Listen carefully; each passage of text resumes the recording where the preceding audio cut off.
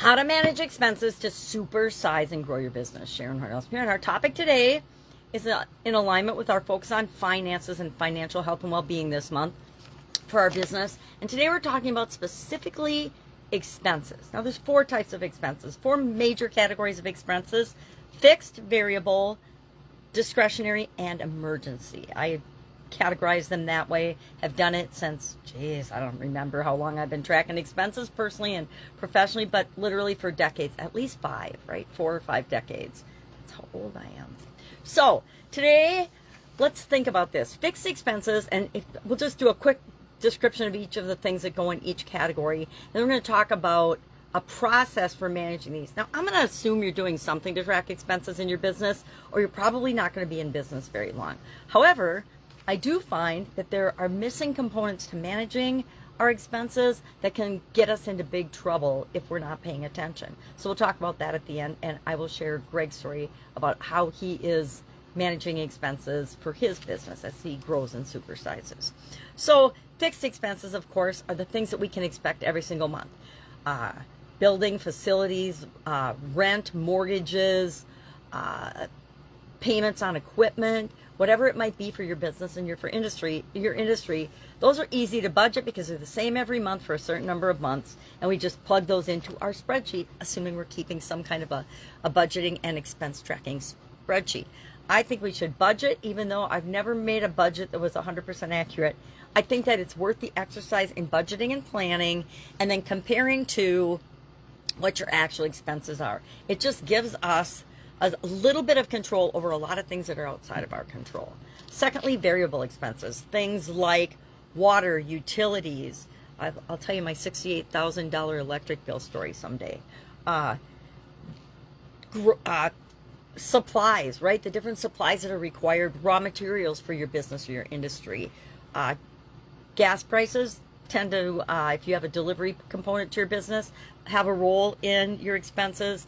And then entertainment, trainings, things like that would also go under variable expenses because, or off-site meetings and things, or planning meetings and things. Those would all be variable expenses because they're not the same every month or every time that you experience them.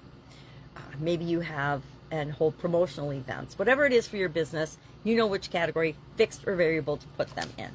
Now, discretionary expenses are things that we want to spend money on, we do spend money on, but we don't have to spend money on. There are a lot of things I always wanted to spend money on in my businesses, but if it didn't make financial sense, if it wasn't in alignment with our goals or our core values, then we would say no to those things. And that's a strategy I recommend that you adopt as well. If it doesn't match and it doesn't add enough value to make sense, then don't do it, right? Set criteria that you follow for your business in terms of discretionary spending and things, and how you choose to spend your discretionary monies and discretionary things. It might be, again, it might be a fancy celebration for a category of your employees or for everybody in the business. It might be luxury items. It might be rewards or thank you gifts, whatever it is for you. But it's discretionary. You don't have to do it. Travel and vacations, travel expenses. Nowadays, with the internet and the technology that we have, the absolute need to travel has been, exponentially reduced. Excessive things like, even something as simple as office supplies. You can have just a ridiculous amount of spending in areas that just don't make sense. If you've got a year's worth of office supplies in a storage room, and it's literally at least a year's worth of supplies, do you have to have that? Maybe not. Maybe you only need a month or two's worth of supplies. Anyway, you figure out what's right for you. And then there's always the category of emergency and unexpected expenses. These are the things that we don't plan for, except for having emergency plans and insurance and things. But the things that come up that we need to spend money on as a business that we didn't plan for and we didn't expect. A machine breaks down, and part of the plant floods. There's a storm or tornado and it takes out one of your warehouses. Whatever it is, some of those we have insurance for and they get taken care of, but there's still expenses associated with dealing with that in the meantime while we're waiting for it to get fixed and repaired that we didn't plan for, and we need to figure out how to manage those. We'll talk about emergency funds in a few days and how and why we want to have those. And it's primarily because of emergency and unexpected expenses or things that happen in our life. Both personally and professionally, I highly recommend that you do that. So how do we categorize and track expenses? I would love to know how you're doing it right now. I'll share a couple of ways that I do it and things that I do. But first and foremost, we have to decide, how are we going to categorize our expenses? What goes into what category? And I say you document that so everybody in the business does it the same way. So you don't have one person calling a discretionary expense a fixed or variable expense, right? You know, I'm going to give you some of the horror story examples I have of that. So we want to categorize them. So you decide, what are your categories? My categories are always fixed, variable, discretionary, and emergency. Fixed, variable, discretionary, emergency. But it's up to you to decide what you want yours to be. Secondly, we're going to use tools. Why? Because tools make life easier to automate and track as many things as we possibly can with respect to our expenses, so we don't have to do extra work or hire somebody to do it. There's a lot of tools, there's lots of apps, but we can do manual tracking, we can use apps, we can use statements. Credit card statements now have everything broken down in category for you. And a lot of them you can just download right into a spreadsheet to track and categorize different things. Bank statements, some banks are really good about it. Some banks are getting better about it. Some banks don't do it at all, and you got to actually manually go into your bank statements and categorize everything.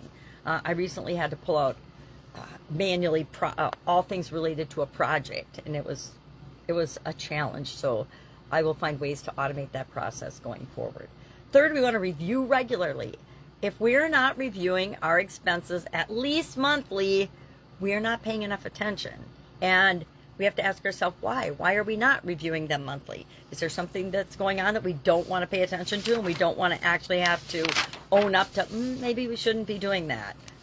And then finally, set limits. And we do this but not by category so much, by sub-items in the category, so that we don't accidentally double pay or overpay, because we have a lot of things on automatic. And so it will automatically trigger if something is out of our limits, so that we know to stop right now and don't wait till the end of the month to take a look at it. Take a look at it right now. It's like having the notifications on your phone about your bank account. If something unusual pops up, then you know, no, I can't wait a week or till the end of the month. I need to look at that now. All right. And then finally, we want to compare our income to the limits that we've set and make sure that they make sense on some frequency. I usually do it annually.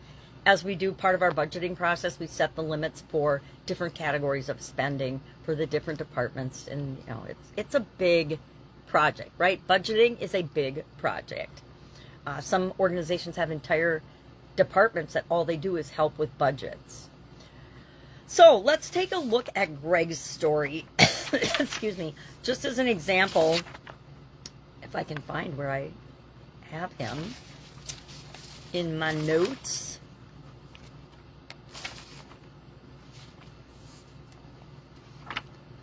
Okay, I did have it. Emily, Mark, and Claire. Greg, there he is. See why I need a magnifying glass? So Greg is a freelance entrepreneur with a focus on business growth. He wants to grow and scale and supersize his business. Imagine that. So his primary goal is to reinvest profits into his business and save for retirement. So as far as expense management goes, his strategy is to use accounting software to track both personal and business expenses. His categories include fixed, which is personal rent, health insurance premiums; variable, business supplies, marketing costs, software subscriptions; and discretionary is personal travel, online courses, entertainment, etc. To balance his business and personal finances, Greg keeps his business expenses separate, which you absolutely have to do for tax purposes and for legal purposes. Even if you're a sole proprietor, you got to keep track of them separately.